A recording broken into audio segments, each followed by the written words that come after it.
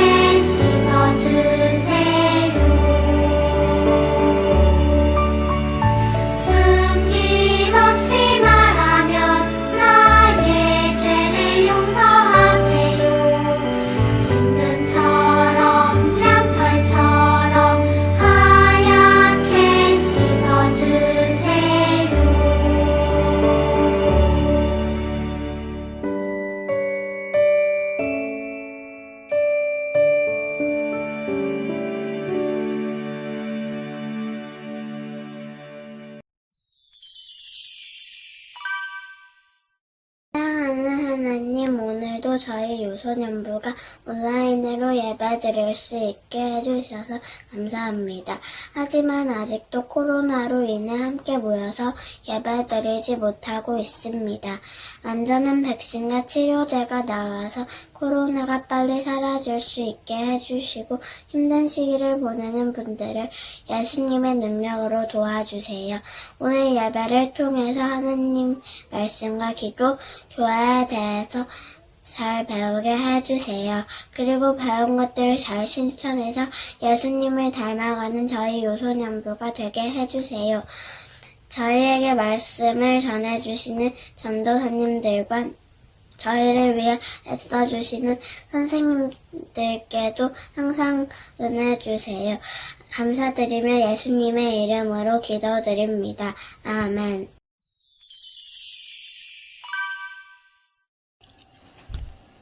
이와 같이 너희도 너희 자신을 죄에 대하여는 죽은 자요 그리스도 예수 안에서 하나님께 대하여는 살아있는 자로 여길지어다. 로마서 6장 11절. 아멘.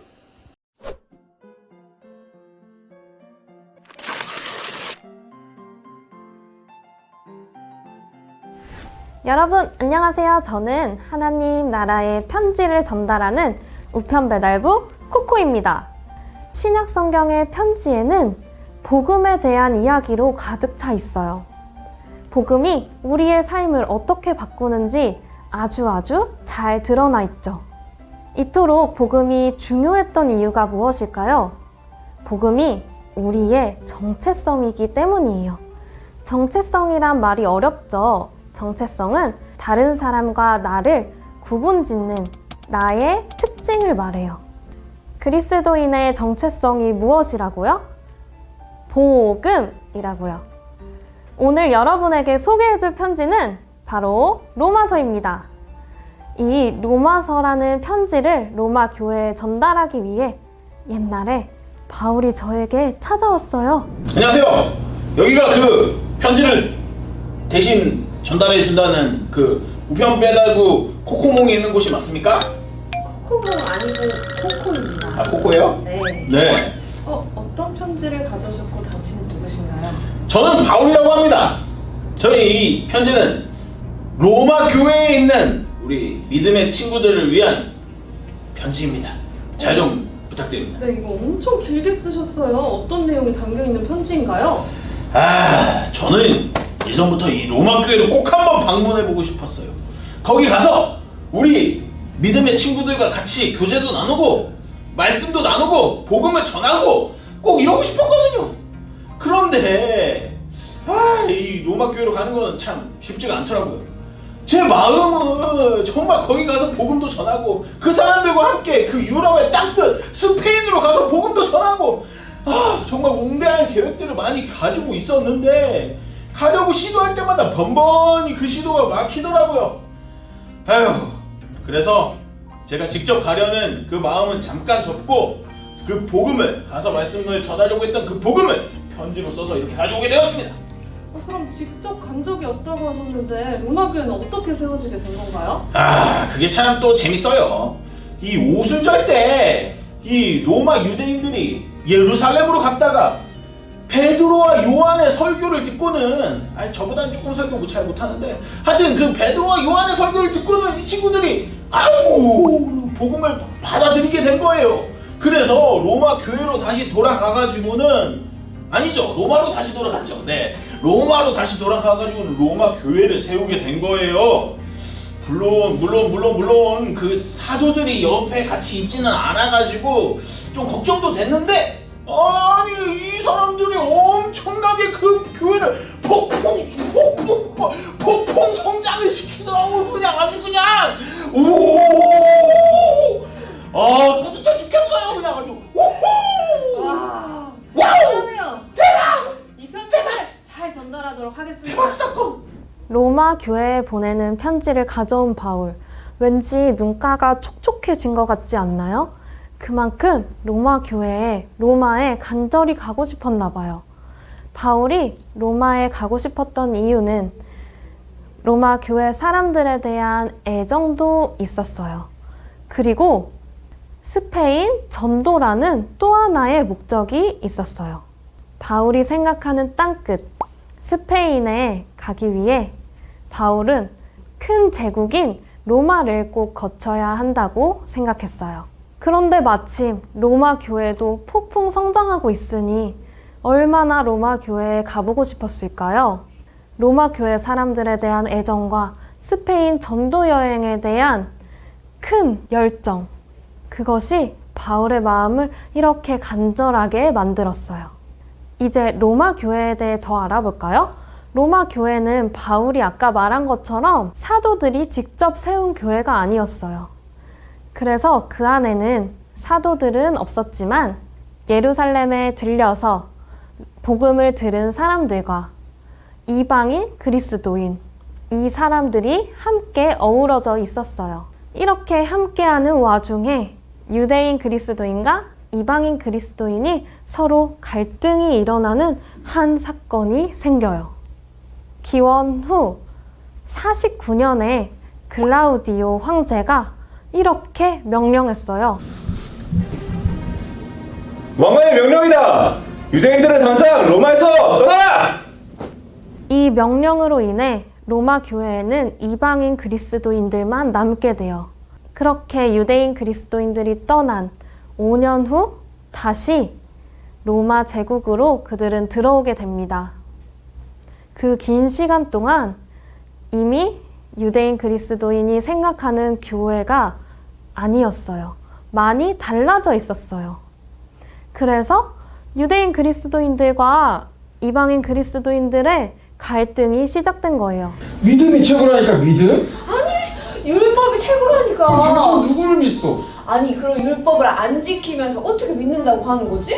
믿음이 있어야 율법도 지키는 거고 믿음이 있어야 하나님을 바라볼 수 있는 거라고요. 됐다고. 믿어야지. 이 사람 믿음이 없네. 믿음이 없어. 바울은 이것에 대한 해답이 복음에 있다고 생각했어요. 복음을 다시 한번 알려줘야 한다고 생각했죠. 직접 갈 수 없었기에 편지를 쓰기 시작합니다. 로마서는 복음에 대해 아주 자세히 기록되어 있는 편지예요. 로마 교회에 보낸 편지에서 바울은 이렇게 말해요. 복음은 우리의 정체성입니다. 복음이라는 정체성으로 유대인 그리스도인과 이방인 그리스도인을 하나 되게 한 거예요. 복음이 있었기에 그들은 하나가 될 수 있었고 하나의 교회를 이룰 수 있었어요. 로마 교회가 다시 하나 될 수 있는 복음의 비밀이 바울의 이 편지 속 내용에 담겨 있어요. 하나님의 의가 복음 속에서 나타납니다. 이 일은 오로지 믿음에 근거하여 일어납니다. 이것은 성경에 기록한 바 의인은 믿음으로 살 것이다 한 것과 같습니다. 아주 어려운 내용 같지만 그렇지 않아요. 하나님의 의가 복음 속에 나타났다고 해요. 하나님의 의는 쉽게 하나님의 뜻이라고 생각하면 돼요. 하나님의 뜻이 바로 예수님의 삶, 십자가, 부활에서 나타나요. 예수님 덕분에 우리는 율법이 아닌 오직 믿음으로, 오직 은혜로 하나님께 가까이 다가갈 수 있어요. 그렇다면 하나님께 가까이 다가가게 된 우리는 어떻게 믿음으로 살아갈 수 있을까요? 해답은 예수님의 십자가와 부활에 있습니다. 저 예수라는 인간 때문에 우리 유대교가 흔들리고 있어. 안식일에 사람을 고쳐주다니? 말도 안 돼. 뭐, 메시아? 무슨 메시아? 우리를 구원할 사람? 하나님이 저렇게 비천한 사람 우리한테 보내줄 그럴 일이 없다고. 예수님을 따라다니다가는 죽도 밥도 안 되겠어. 소망이 없어. 그래, 예수님을 팔아서 돈이라도 챙기자. 돈이라도 챙겨야지. 저자는 하나님을 모독하는 자다. 저자를 십자가에 매달아라. 죽여라. 돌로 쳐라! 죽여라. 저자를 죽여라! 바리새인들의 두려움 가득한 눈초리, 값없이 사랑을 해주었던 예수님을 배신한 제자. 예수님을 십자가에 못 박으려고 광기까지 보이며 크게 소리를 외치는 유대인들의 분노, 거기다가 베드로의 외면, 제자들의 침묵까지 예수님은 이 모든 죄를 짊어지고 십자가에 올라가셨어요. 그렇게 예수님은 십자가에서 돌아가셨고 3일 후에 죽음을 이기고 부활하셨어요. 예수님이 죽음을 이기신 거예요. 여러분도 죄에 대해서는 죽은 사람이요 하나님을 위해서는 그리스도 예수 안에서 살고 있는 사람이라는 것을 알아야 합니다. 예수님이 비록 십자가에 매달려 돌아가셨지만 예수님이 다시 살아나셨기에 우리도 죄를 십자가에 못 박고 예수 그리스도 안에서 살아갈 수 있어요. 예수님이 죽음에서 이기셨기에 우리는 그 죄의 모습들을 끊어낼 수 있어요. 하나님의 사랑이 우리와 언제나 함께하기 때문이에요. 그리스도인의 정체성이란 죄에서는 죽고 예수님 안에서는 살아있는 사람이 되는 거예요. 오늘은 바로 사순절 셋째 주일이에요. 사순절은 40일의 기간 동안 우리의 죄의 모습을, 죄의 습관들을 다 끊어버리는 연습을 하는 시간이에요. 그리고 예수님 안에서 살아가는 연습을 하는 거죠. 그리스도인의 정체성, 바로 복음을 실천하는 시간, 내 행동으로, 말로 보여주는 시간이에요. 친구들이 가지고 있는 죄의 습관은 무엇이 있나요? 무엇이 다른 사람의 마음을, 생명을 해치고 아프게 하고 있나요? 우리 40일의 기간 동안 그 모습을 돌아보는 시간이 되었으면 좋겠습니다. 복음이 우리의 정체성이라는 것은 단순히 믿음만 있어서 되는 건 아니에요. 믿음으로 살아갈 때 우리는 그리스도인이 되는 것입니다.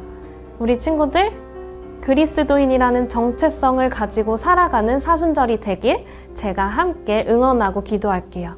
그럼 다음 편지에서 만나요. 우리 함께 기도하겠습니다. 주님, 우리의 기쁜 소식이 되어주셔서 감사합니다. 우리가 예수님의 사랑에 힘입어 옛사람을 벗어버리고 새 사람으로 나아갈 수 있도록 도와주세요. 그리스도인으로서의 정체성을 가지고 살아갈 때 말로만 복음을 이야기하는 것이 아니라 행동으로, 삶으로 복음이 드러날 수 있게 해주세요. 예수님께서 우리에게 보여주신 사랑과 희생을 기억합니다. 사순절 셋째 주일을 지나고 있습니다. 사순절 기간 동안 우리도 남을 용서하고 사랑하는 복음의 사람들이 될 수 있도록 함께 해주세요. 항상 우리 곁에 계신 주님을 기억하며 예수님의 이름으로 기도합니다. 아멘.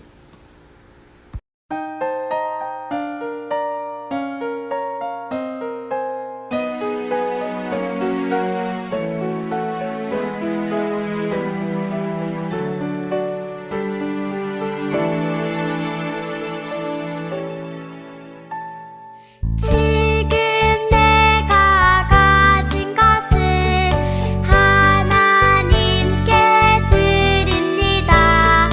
하나님 나라 위하여 아름답게 쓰이는 예물이니 즐거운 맘 감사한 마음으로 하나님께 드립니다.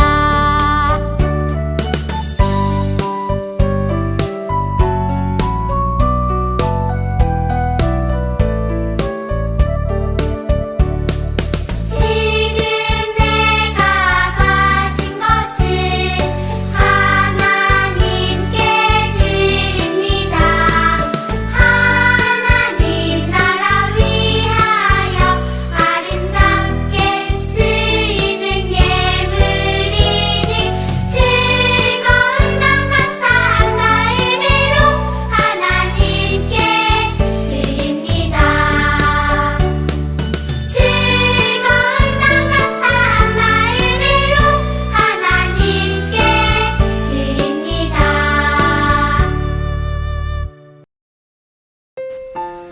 우리의 기쁜 소식이 되어주시는 주님, 우리가 예수님의 사랑에 힘입어 마음을 모아 주님께 향기로운 예물을 드립니다. 우리의 마음의 중심을 보시는 주님, 우리가 하나님께 감사하는 마음으로 이 예물을 드리게 해주세요. 이 헌금을 통하여 복음이 곳곳에 전해질 수 있게 해주세요. 사랑이 많으신 예수님의 이름으로 기도드립니다. 아멘. 하늘에 계신 우리 아버지, 아버지의 이름을 거룩하게 하시며 아버지의 나라가 오게 하시며 아버지의 뜻이 하늘에서와 같이 땅에서도 이루어지게 하소서. 오늘 우리에게 일용할 양식을 주시고 우리가 우리에게 잘못한 사람을 용서하여 준 것 같이 우리 죄를 용서하여 주시고 우리를 시험에 빠지지 않게 하시고 악에서 구하소서. 나라와 권능과 영광이 영원히 아버지의 것입니다. 아멘.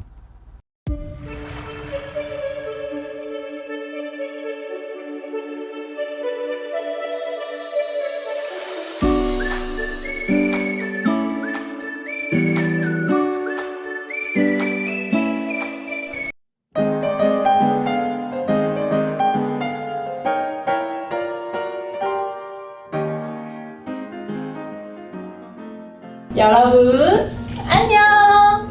저는 3월 한 달 동안, 그것도 사순절 한 달 동안 여러분에게 달달한 말씀을 알려줄 꿀벌이에요. 우리 하나님께서 이 세상을 너무도 사랑하셔서 예수님을 보내주신 그 사랑을 생각하면서 우리 요한복음 3장 16절 말씀, 그 달달한 말씀 속으로 출발해 볼까요?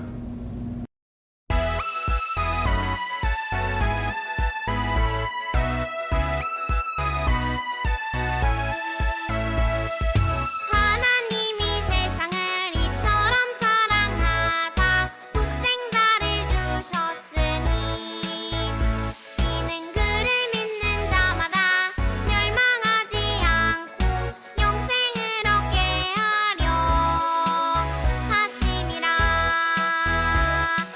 요한복음 3장 16절 말씀. 아멘.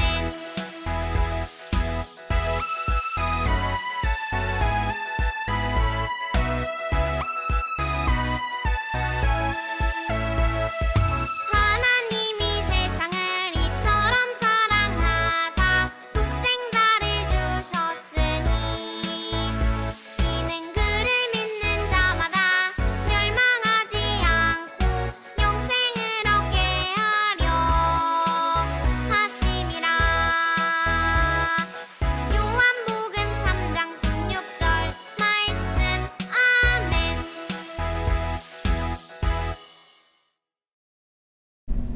여러분, 우리 말씀 암송 잘 해봤나요? 우리 3월 한 달 동안 하루에 한 번씩 이 달콤한 말씀 암송해 보도록 해요. 우리 모두 다음 주에 만나요.